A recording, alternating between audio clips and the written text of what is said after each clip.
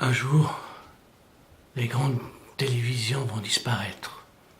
Fini les chaînes d'État, coûteuses, et qui finalement ne font que de projeter des productions venues d'ailleurs. Je parle des chaînes européennes. Oui, c'est vrai, on voit énormément de films, des séries à la télévision suisse romande. Que fait-il? Que fait-elle? Y a-t-il des productions typiquement helvétiques? Pas tellement, de temps en temps. Il y a des bonnes émissions comme des émissions de reportage. Le jeudi ou le lundi, il y a de bonnes émissions. Mais le reste, les fictions, tout ça, ça devient de plus en plus rare. Moi, je pense que les télévisions, les grandes télévisions d'État ou même privées, vont disparaître au profit de ces petites télévisions sur YouTube. Hein? On fait vite un reportage, on le met, c'est diffusé. Ça dure que quelques minutes. Comme ce document que je suis en train de faire, de réaliser.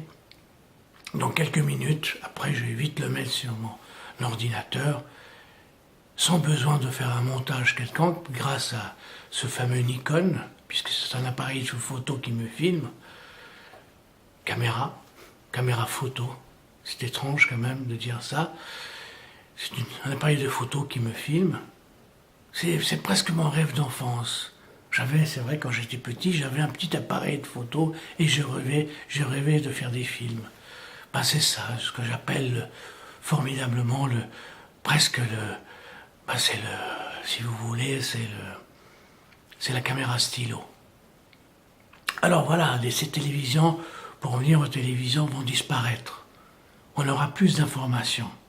Et il faudra essayer d'analyser, de synthétiser l'information. Car rien nous dit que les télévisions d'État, leur information est exacte. Je me souviens que c'est pas toujours exact. Je me souviens d'un événement que j'ai vécu personnellement lors d'une manifestation. J'étais présent dans cette manifestation comme spectateur, puisque c'est une manifestation anti-atomique contre les centrales nucléaires il y a fort longtemps, il y a peut-être 30 ans en arrière. Eh ben, la France sous Mitterrand disait A, et la Suisse sous personne, puisqu'on ne sait jamais, je me souviens plus quel président était à cette époque, puis de toute façon il n'a aucune importance chez nous, disait B. En réalité, c'était ni A ni B, c'était C. C'était un mélange des deux. Mais chacun a informé le public selon son désir, selon sa politique, selon sa philosophie. Voilà la philosophie d'une télévision. Actuellement, la télévision suisse romande, il y a des émissions excellentes, je n'ai rien contre, que je regarde, mais peut-être ça va disparaître, puisque ces émissions, on peut les faire et les transmettre sur YouTube, que tout le monde peut les regarder plus facilement que d'être vautré sur sa chaise longue ou son canapé et à regarder comme ça les émissions où des gens se gargarisent pour dire ce qu'ils pensent. C'est vrai, on se gargarise beaucoup. Moi aussi, je suis en train de me gargariser, mais moi, je ne coûte pas à l'État, je coûte à personne. Je fais ma propre télévision, si vous voulez, bien que ce n'est pas une télévision. Je donne mon avis, c'est même pas de l'information, bien que cet objectif peut aller sur les champs de bataille, peut aller en Syrie, peut aller à gauche, à droite, et vous montrer qu'est-ce qui se passe dans le monde. Ça, c'est la véritable information. De nos jours, tout ce qui se passe en Syrie, malheur à ceux qui font la guerre, à qui déclarent la guerre aux uns aux autres. C'est triste de voir des gens du peuple mourir pour des idées ou pour des présidents à la gomme. Mais au moins, il y a des gens avec leur téléphone portable qui vous informent. De nos jours, un caméraman, un preneur de son ou un journaliste, une petite équipe comme ça, elle risque gros face aux événements, face à la guerre. C'est grâce à des téléphones portables.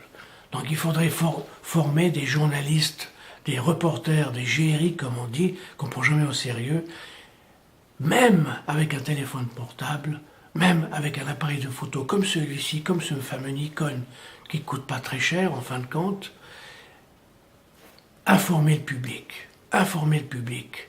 Il y a le son et l'image de ce qui se passe, au lieu du blabla, des commentaires de ceux qui font des analyses sur la Syrie, sur ci, sur ça.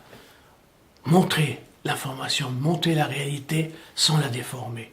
C'est pour ça que j'utilise souvent le plan fixe, le plan unique, sans montage, pour montrer qu'il n'y a pas de tricherie, il n'y a pas montage. Car avec le montage, il peut y avoir de la tricherie. C'est pour vous dire que la télévision de demain, elle sera peut-être sur YouTube.